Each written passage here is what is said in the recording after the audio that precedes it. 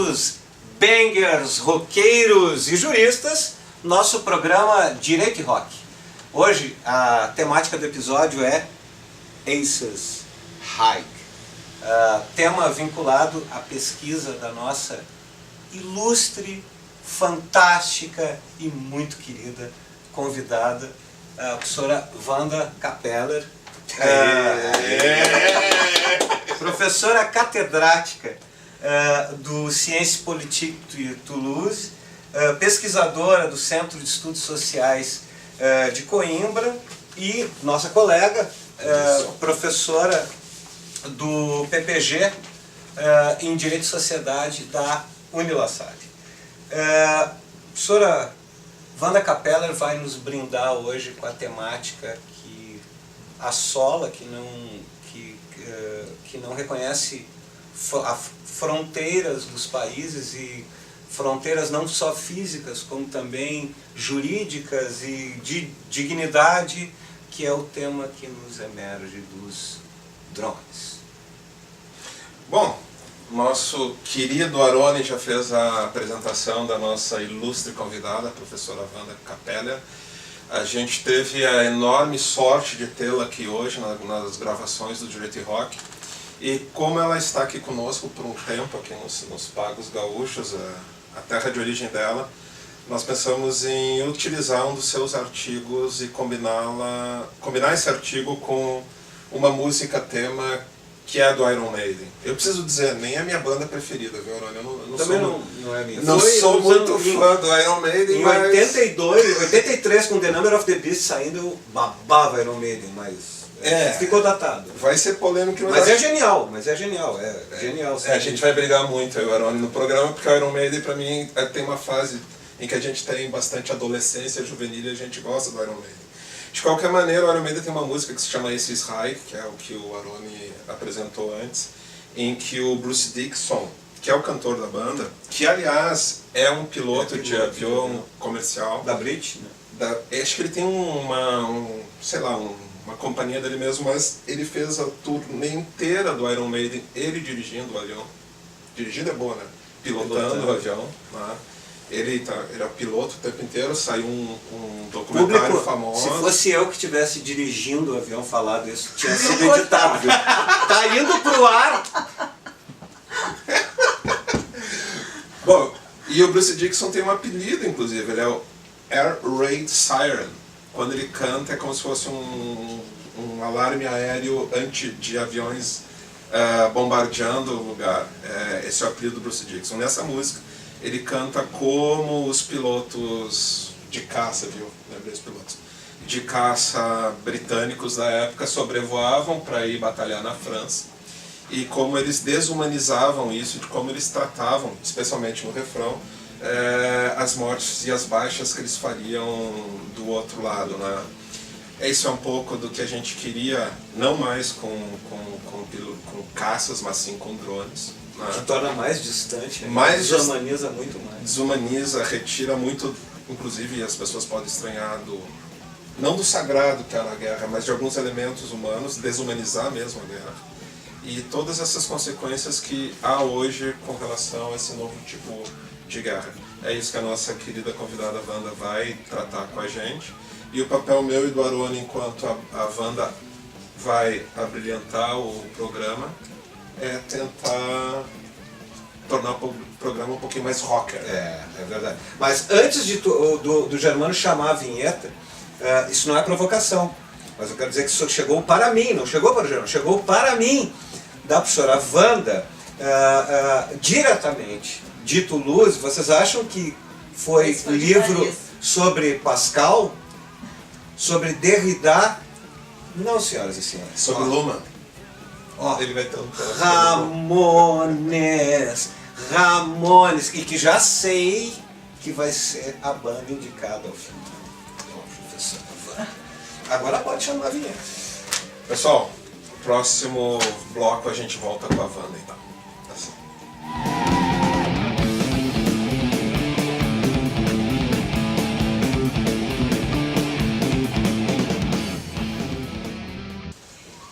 Oi, pessoal.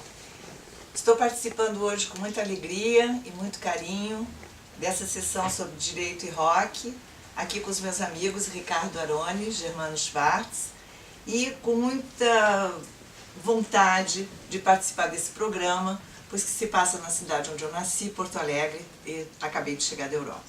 O que eu queria dizer? Eu queria dizer que o rock é uma música que expressa pela própria força da sua capacidade de ser música antissistema, expressa as violências da nossa sociedade.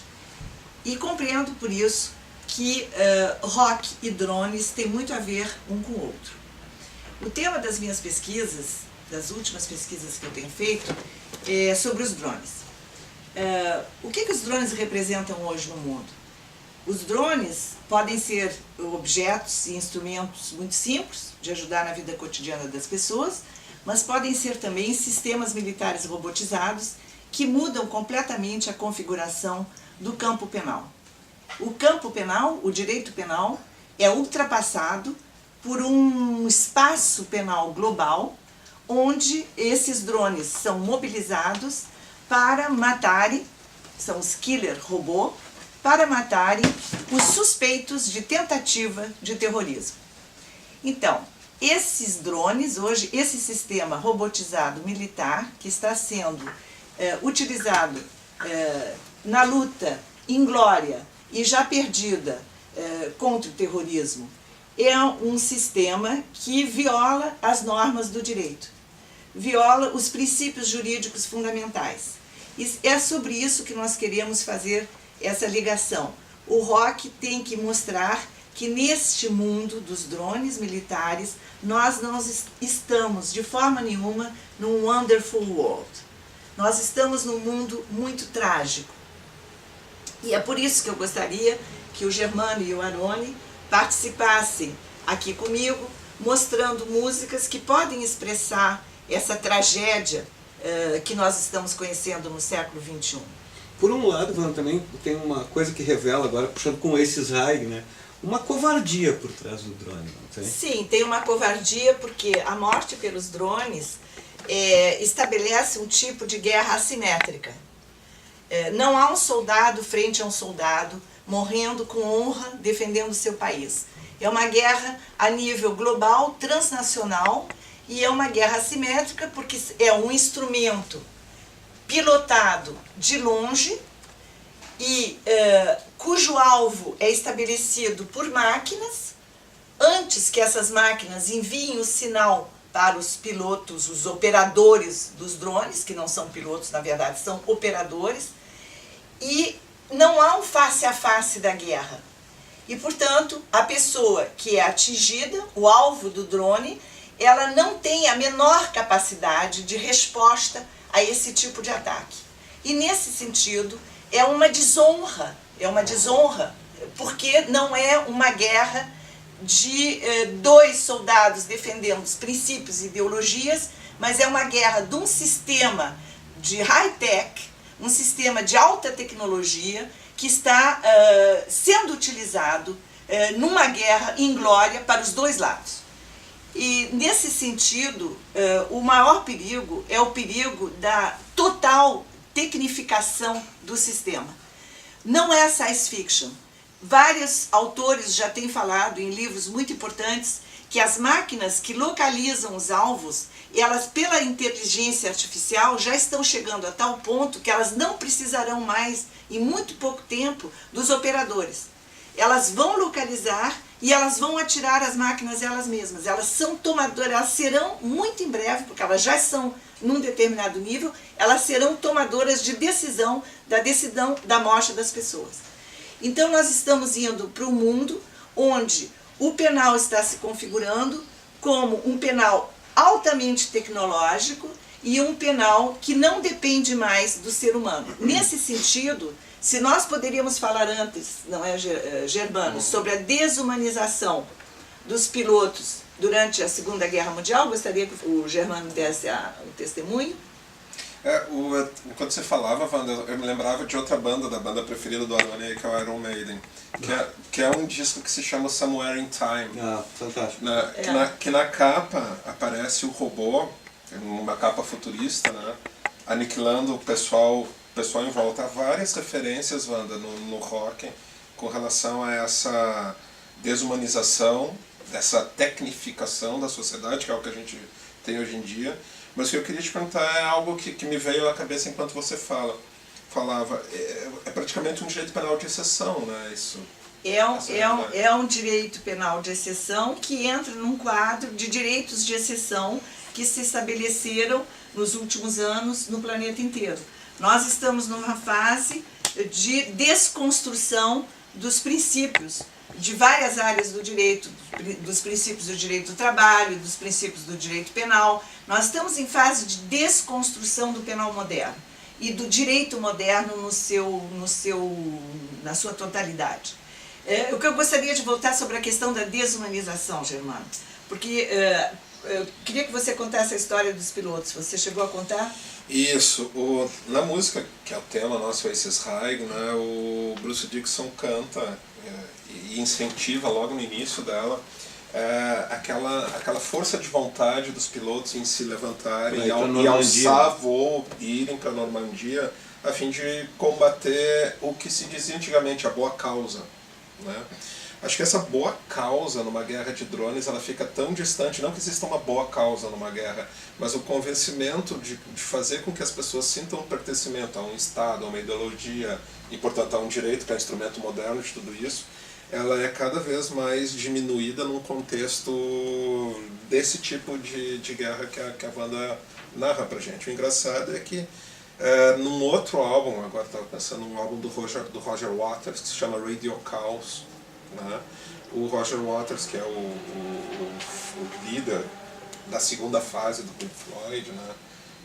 Quando o Pink Floyd deixa de ser lisérgico com Syd Barrett, né? Ele tem uma passagem tremendamente bonita no Radio Chaos em que o personagem principal, Pink Floyd é uma banda de personagens. Mas esse disco acho que é 84, eu posso estar errado. A gente faz isso, só para explicar para vocês, já não tem nenhum iPhone, nada aqui do lado, né? Eu posso estar errado, mas acho que o Radio Chaos, desculpa, é 87. 84 é The Pros and Cons of Hitchhiking. Final Cut é 83, né? É o último disco dele. Lá, Wanda, esse personagem conta a história de uma guerra, né? Que é transmitida pelo rádio. E tanto quanto a primeira imagem que o homem vai ver, se um dia estiver no espaço, vai ser o Hitler, porque é a primeira imagem televisionada na imagem da luz. Essa era a alegoria, era um rádio contando a história da humanidade, já que só havia testado as máquinas, né? Vocês devem gostar também, tem um seriado de TV que é o Homeland, né?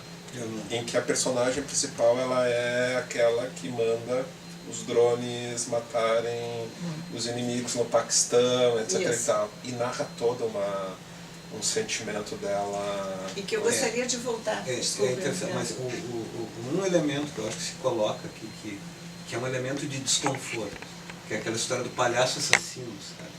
Que é o elemento lúdico que tem por trás do drone matando. Isso. E eu gostaria de voltar ainda, insisto, sobre essa questão da desumanização. Por quê?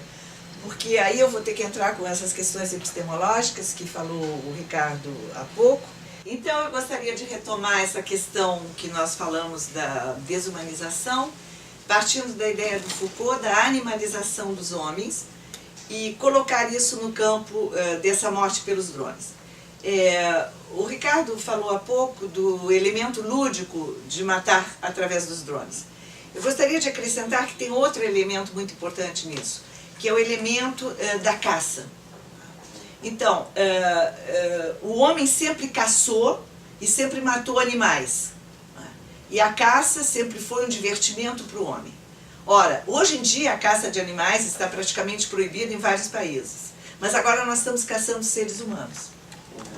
E os drones caçam os seres humanos. E essa ideia da caça, do alvo, de atingir o tiro, de bem colocar o alvo na mira, isso é uma ideia muito antiga antropologicamente, que o homem gosta de caçar para matar seres vivos.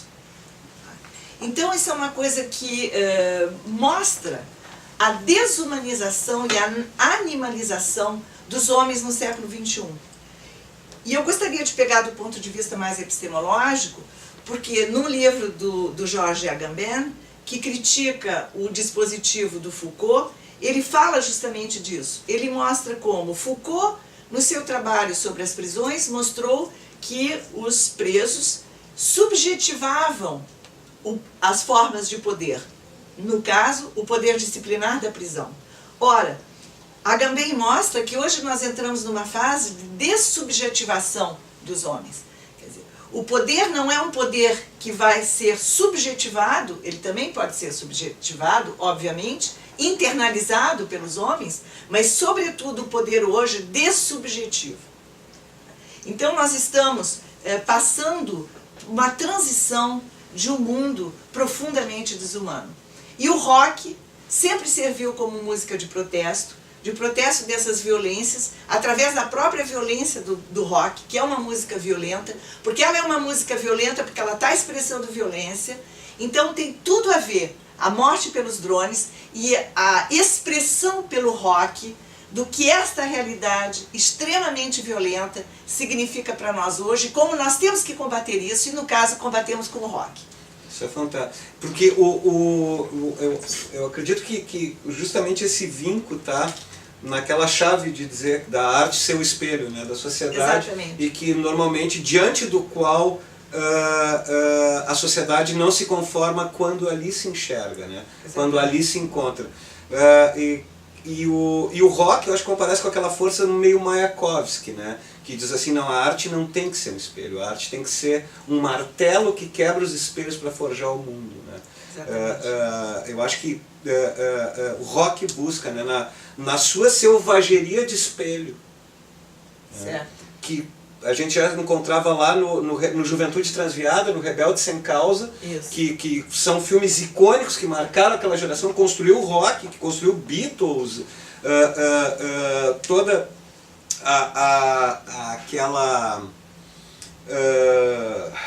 aquele perfil, né, do roqueiro,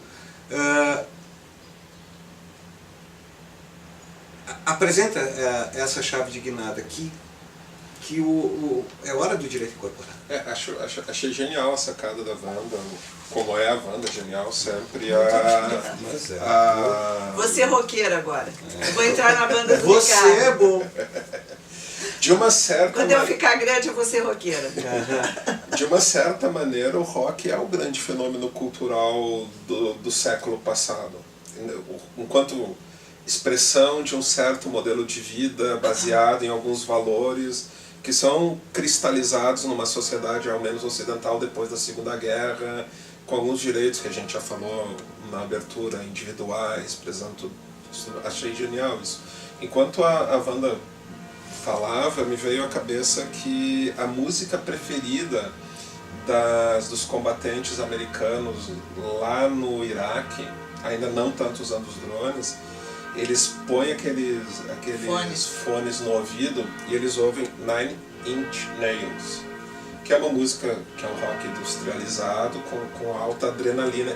Eu queria provocar a Wanda e o Arone, muito mais o Arone, porque eu não sou o músico da história, mas essa questão da selvageria do rock, dessa animalidade do rock, até onde eu estudei, o rock tem um tipo de compasso, um tipo de timbre, que ele é um dos poucos ritmos musicais que são capazes de transformar, por exemplo, concertos em rituais quase que xamânicos. Ou seja, ele tem alguma coisa que te bate lá dentro, inclusive a selvageria, a animalidade, o despertar contra o status quo. Musicalmente, o rock foi levando a determinados corpos de ruptura, assim. Eu não vou ser muito bom para falar disso porque eu sou razoavelmente mais conservador tecnicamente, né? Mas, por exemplo, dos anos 90 em diante, a questão do afinar um tom e meio abaixo do diapasão e botar na guitarra uma sétima corda para ter ainda mais grave as frequências que tu vai trabalhar de modo a tu gerar mais peso ainda musical, não pela composição, mas já pela própria sonoridade, eu só vi no rock. Isso, né? Só vi no rock, ou então em Wagner. Né? Que criava aquele contrabaixo, aquele ultra contrabaixo, né? Para puxar frequências inesperadas. Mas fora Wagner e o rock... Mas aí eu gostaria também de fazer um comentário, que eu não sei se tem alguma validade em termos musicais, mas em termos sociológicos acho que tem, e antropológicos, que é a questão que algumas tribos primitivas na África e mesmo na Austrália, e algumas tribos guerreiras, que hoje isso fica no âmbito absolutamente do simbólico, mas essas tribos, antes de entrar no ato de guerra, dançavam músicas e cantavam músicas guerreiras para incentivar para a guerra. Olha, no Ocidente, só o rock pode ser essa adrenalina, a música, e por isso faz sentido o que disse o Germano, dos soldados estarem escutando rock numa situação de guerra. Né? Porque o rock é a música... que era uma música de protesto, acho que continua sendo, na medida em que é uma música que tem essa dimensão antissistema muito forte. Né? Então essa é a música que vai dar ao soldado aquela força, né? Mas ao soldado ocidental. É isso que é interessante. Né? Porque os outros povos têm as suas músicas de guerra, assim como têm as suas pinturas no rosto de guerra. Né? Então acho que dá para fazer esse paralelo, que se esse soldado estava escutando rock, é a maneira que ele tem, como foi, não sei se pode se dizer que o rock poderia eventualmente ficar no plano de uma droga, entendeu? Que as pessoas precisam daquilo para alguma coisa, ou se estimulam com aquilo. Mas os soldados no Vietnã, e isso é histórico, todos sabem, tomavam droga para fazer a guerra. Agora, talvez menos drogas e mais rock. Não sei, estou inventando. E o menos drogas, entre aspas, né? Porque se nós vamos pegar o soro do super soldado do Capitão América, é uma realidade, né? Enquanto a Wanda falava, me veio à mente a famosa cena final do Apocalipse Now.